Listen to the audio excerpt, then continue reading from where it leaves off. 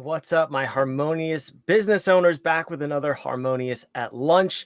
This was supposed to be a live episode. It's going to be a solo episode. We have another sickness, and let's just start right there because, as an operations nerd, if you will, I have obviously just identified a bottleneck in the operation of this show. The whole goal that I had with starting this podcast was sorry, I hope you heard that. My mic wasn't in the way. But anyway, the whole goal that I had with starting this podcast was bring on a really cool guest we could talk to daily, every single day of the week, throughout the year, and talk live and have a live episode broadcast to the different social media platforms and then repost the episode as a podcast. So if you're watching this live or you're catching the replay, you may have noticed that it's been a couple of times now, a couple of episodes where I've said, supposed to have a guest, but we've got a last minute cancellation.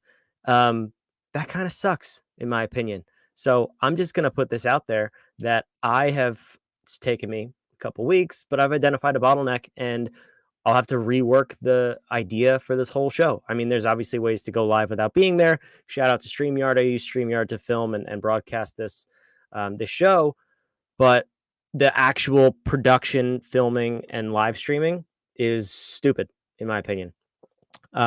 Not to say it can't be done, but this is not my product. Like, my product in the world is not this podcast.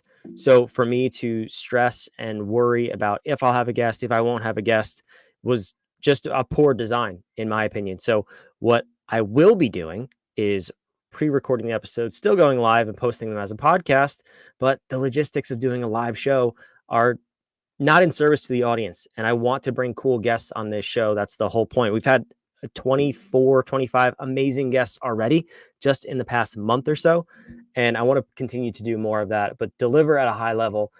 So to not fall short of that, I do have something prepared today in line with the topic of know your money, grow your business, and setting your business up for financial success.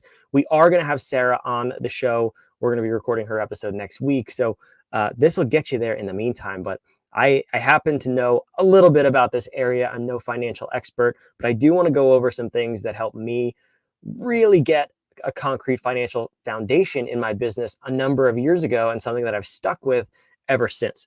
So if you have never heard of the author by the name of Mike Michalowicz, or by the book Profit First, you're probably living under a rock. And I just want you to know that you're watching this on the internet, so you have access to the same information. Go get that book. Go look up Mike Michalowicz. But I want to go over quickly how I use the Profit First system and how it can totally change the financial lens that you see your business with. So this will be a short episode. I'm going to share my screen in just a second, and we'll go through this. But just know that this works for businesses of any size. If you don't have money management system or skills in your business, what I will say is your accountant is not the answer, and your bookkeeper is also not the answer. Those people are great for what they do, but as far as running your business and foreseeing cash flow and trends and all that stuff, accountants and CPAs, unless you have that system really set up and dialed in with them, probably not the best source for this information.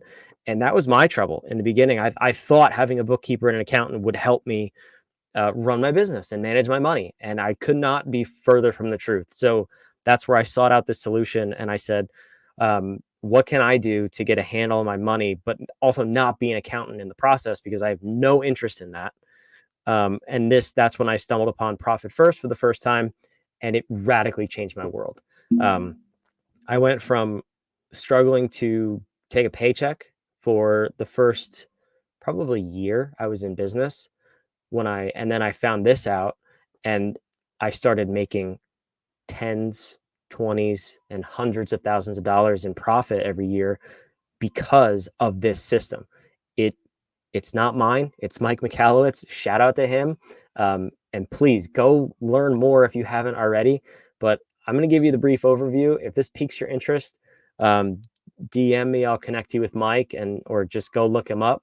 But let's go through this real quick. So I'm going to share my screen, and we'll go through how I've done this in my business. So here we go.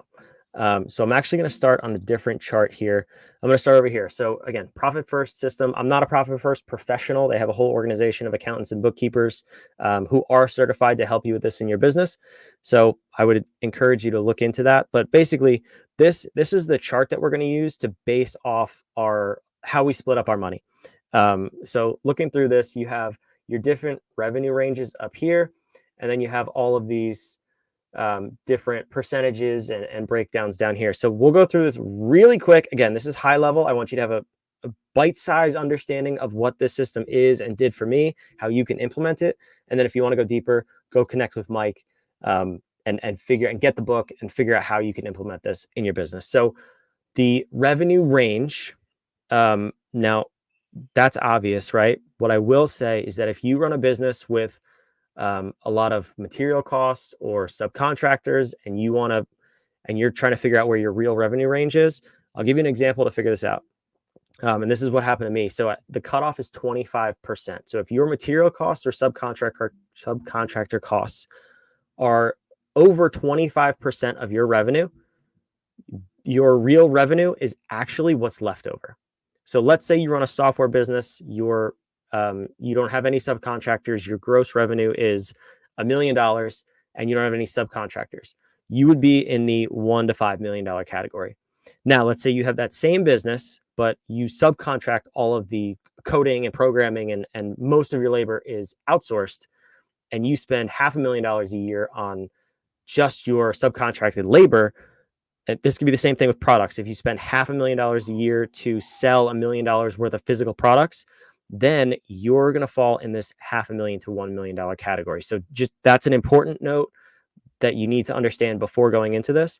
But then, so we come down here, and these are the advised percentages that Mike has come up with from analyzing numbers of different companies, so that you can figure out where you should start. Excuse me, these are your targets. This is not where you should start, but this is what a really good company in this financial range would look like. And that's important to remember too. So look, let's use that $1 million example. That means your profit should be 10%, your owner's pay should be 10%, your tax should be 15%, and then the rest of your operating expenses should be 65%.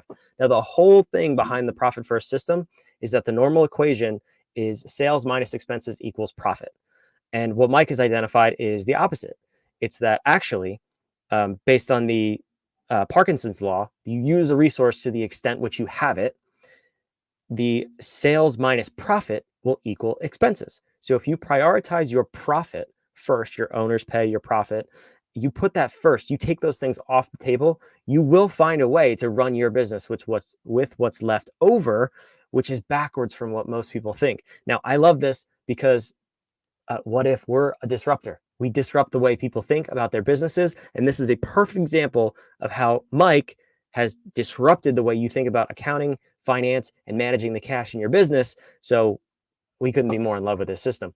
So check this out. So those are the target allocation percentages. You may not start there. The first step for you is to print out your P&L for the last 12 months and figure out what these things actually were. But this is the chart that we're going to base our numbers off of as targets based on the revenue size. So this is an example of a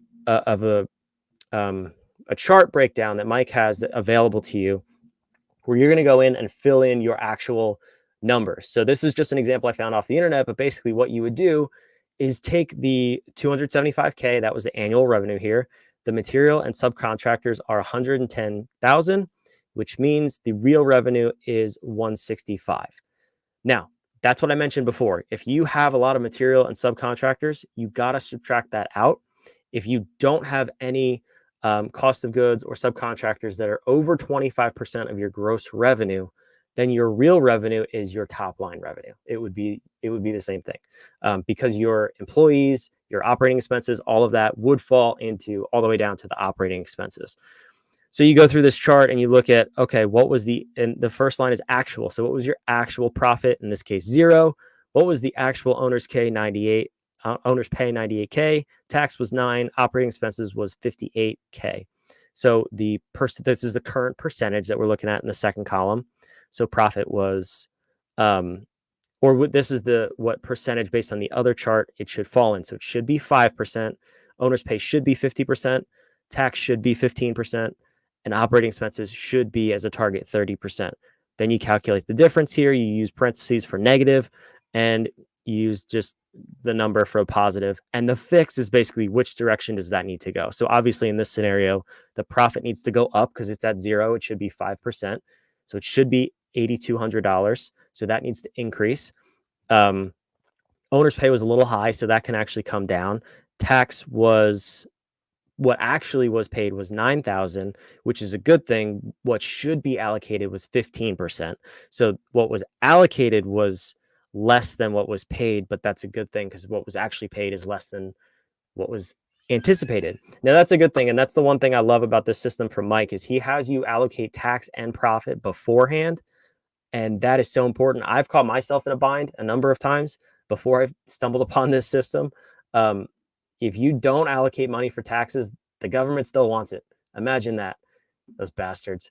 Anyway, that's how I feel about taxes. But if you follow this system, the money's set aside in advance, and then anything left over at the end of the year. So out of that 24,000, even though only 9K was paid, that means you'd have $15,000 left over that you toss right to profit.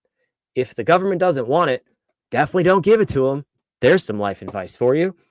But that's your money. So then the profit in this scenario would have been covered just by the taxes, but it was also covered by the owner's pay. And then the other thing is the operating expenses were a little too high in this scenario, so we would want to reduce those as well. But this is a healthy company. They're making money. They're not losing money. Even though the profit was 0, they've overcommitted things in other areas of the business. So that's okay. Now, here's a fun one for you. So what I did was, instead of having to think about this, I just created this simple little Excel spreadsheet or Google sheet, if you will. And I'll send this to you. If you just message me, put it in the comments, I'll reach out and give you the link. I'm not going to send you through a landing page or any of that BS. I want to give this to you. If this system is something that's of interest to you, if any of this is interesting so far, go read the book, go shout out and follow Mike. So you can learn a little bit more about it. But if you want to dive in and just have this semi-automated, this was a game changer, because in the beginning for me, it was a little cumbersome to figure out, like, oh, okay, do I have to like review my financials at the end of the month and figure this out?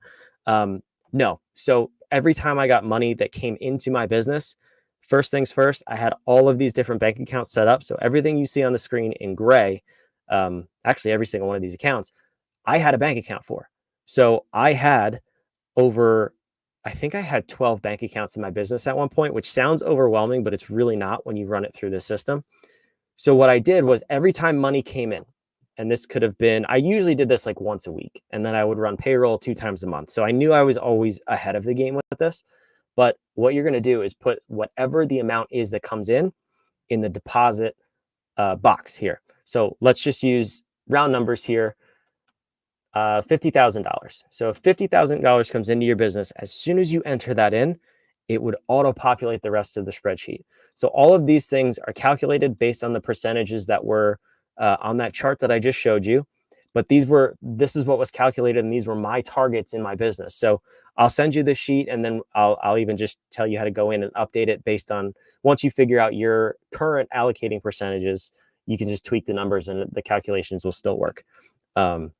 So basically every $50,000 or if $50,000 came into my business, what I would do is, in this first category, I would calculate 3% less. Actually, this was 0.3% less. So let me change that. 97.5. That would calculate out for credit card fees. Everything in this business at the time, almost all of the revenue that I generated was through credit card processing. So if you only take cash or checks, or you just don't really care about that, I mean, that's totally fine.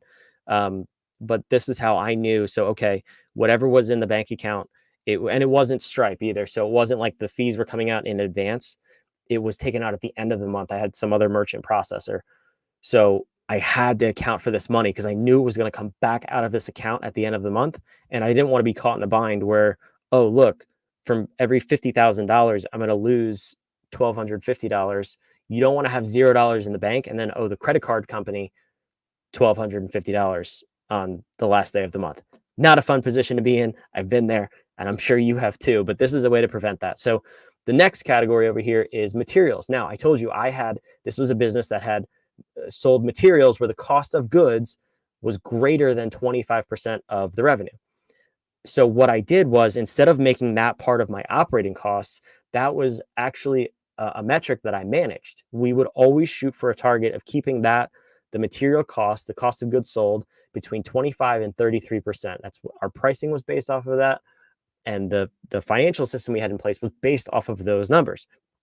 So what I did was I went even bigger than that. And I said, if you look in the formula bar up here, I accounted for 45%. Now, what that does is it gives me a buffer. It accounts for buying inventory beforehand and a number of different things. There's a lot of reasons behind that. But basically what I said was, I never want to be in a situation where I cannot afford the materials to buy something before the order is complete or needed in that scenario. So all of our customers paid up front. So we had the money to do it. It was set aside in this account. And then I had the money to pay the vendors on time up front, which got me better rates on the product. So it was even easier to achieve the 25 to 33%. The remaining here, this would be the real revenue, if you will. So this number is what we're working with. We've taken out the material percentage. We've taken out the 3% less. And that is what is left over out of this $50,000. So that is what me as the business owner, and in this case, whoever is managing your finances, your day-to-day finances, that is what we're working with. A lot of times I see business owners who they say, oh, I made $100,000. And it's these round generalized numbers. If you're not thinking of what percentage of that $100,000 is going to you and each portion of your business, you're failing miserably at running your business. And not to say you're doing a bad job, it's just you don't have a clear picture. How could you see where your money is going if you don't have something like this set up? Now, some of you do. Some of you may have a more complicated financial system. I know a lot of people who have a CFO dashboard set up, and that's okay. But what I love about this system is it's real time, it's small business friendly, and it's idiot friendly too. That's what attracted me to it. Let's just be completely honest with you. So I didn't have to rely on my bookkeeper. I would just look at this and say, oh, cool, $50,000 come in. What does that mean? Cool. It means I have $8,000 set aside for payroll. Got it. That's all I need to know. So really, really important to have something like this set up. So then what I would do is, you look over here, I had 15% set up for profit. I had 15% set up for tax. So those two numbers were the same. Then I would have capital purchase. So I was always planning in advance for buying new equipment, upgrading equipment. Even if equipment breaks down, I wanted to have something in the bank to make sure that I wasn't going to run dry or run into a scenario where, let's say, if a machine did break down and I had to even service it, well, I could pull from that to pay the tech or pay for the parts. Or if it's, the end of the year, or I have a need to grow my business with more equipment, then I don't have to take a loan. I become my own bank because I've set aside this money. So every $50,000 that came in, I would set aside, in this calculation, 3%, $804. You multiply that out, and if you're making $50,000 a week, a month, whatever, then it's just a matter of time. It's a calculation. You can say, okay, that means that for every $50,000, so every week, every month, whatever, it would only take me 16 weeks to be able to afford this new piece of equipment. So you avoid the banks, you avoid the loans, you're planning ahead. You're hopefully earning at least a little interest on this money in the meantime. But this is an account that's set aside for disasters if needed, or purchasing equipment or servicing equipment. So I loved incorporating the future into this simple method. So it's not like, okay, living paycheck to paycheck and sorting my money. No, I'm planning for the future. I'm reserving for tax. I'm reserving for profit. I'm reserving for capital purchases. And then we got into the nitty gritty and said, okay, what's left to run the business? So when all of that is set aside, then I could say, okay, what was the owner's comp? So I knew from every $50,000 that came in, to me was going to go $5,300 and change. Okay, cool. And what's left to run the business? The operating costs of the business. Now remember, I took the cost of goods out in materials. So this is the daily operations excluding cost of goods. I had $4,500 and change left over. And then to make payroll, which I already mentioned was twice a month, was $8,000, just over $8,000. So using this system, I was able to say, okay, every dollar that comes in the door, I know where it's going. I moved it into the physical bank accounts, and then I had that set up. So this became my dashboard, and my bank became my dashboard. I didn't have to have a complicated CFO dashboard or anything like that. I didn't have to lean on my bookkeeper, my accountant. I could just visually see immediately, and I knew where everything was going and what its purpose was. So I could plan for the future. I knew I had profit at the end of the year. Or if I wanted to invest in a machine, I knew I had the capital purchase money set aside. I knew I had the tax money set aside for the damn government, but you have to pay them or else they get really angry. But it was okay because I knew it was there. So I always knew my finances were under control. I just had to manage the revenue in this simplified scenario. I knew that if I hit, let's say I knew my payroll was going to be $7,000 for the month. All I needed to do was make $50,000 in the month. And when it trickled down to payroll at the very end here, I would have more than enough to pay the bills. That is what you need to know as a business owner. You need to take as much of this out of your mind as possible so you can put your focus where it needs to be. And that's why I absolutely love this system. And it it's how you know your money and grow your business and set yourself up for financial success. So I hope that was really valuable. Like I said before, let me know in the comments if you want me to send this to you, and then you could just plug your numbers in. I'll send you all this stuff. Just reach out to me, DM, and I will. I'll send that over to you. No funnels, no landing pages, no nothing. Just I want to help as many small business owners, especially alleviate financial stress as possible, because I know that's a sticky point for a lot of people, and I don't want you to feel that way. I've been there, done that. I love Mike Michalowicz. Shout out to him. Shout out to Profit First. If any of this resonated, please go check that out. Get the book. Follow him on social media. He's hysterical too. So if you haven't seen him speak, I would say get the book, but also get the audio book because they're so much fun to listen to. And reach out. I'll share that with you. So that was today's episode of Harmonious at Lunch. We're talking a lot about metrics, and we're talking about a lot about RAD, which is where your financial optimization will come in. So if you need help in those areas of your business, we'd love to help you. I hope this was super helpful for you. I tried to cram a lot in a short amount of time. But let me know what else you want to hear. Tomorrow, when we come back on the episode, we will have a guest, at least at this point, if they don't cancel. So we're going to work some stuff out in the next couple of weeks. But I'm excited to have you here listening. Give me your feedback. Let me know what you love, what you hate, what you want to hear more of. And I'll make sure that we bring that to you on a daily basis. I'm still committed to delivering a daily podcast. Just the execution is going to change a little bit. So excited to see you on the next one. I hope you have a great day. And that was another episode of Harmonious at Lunch.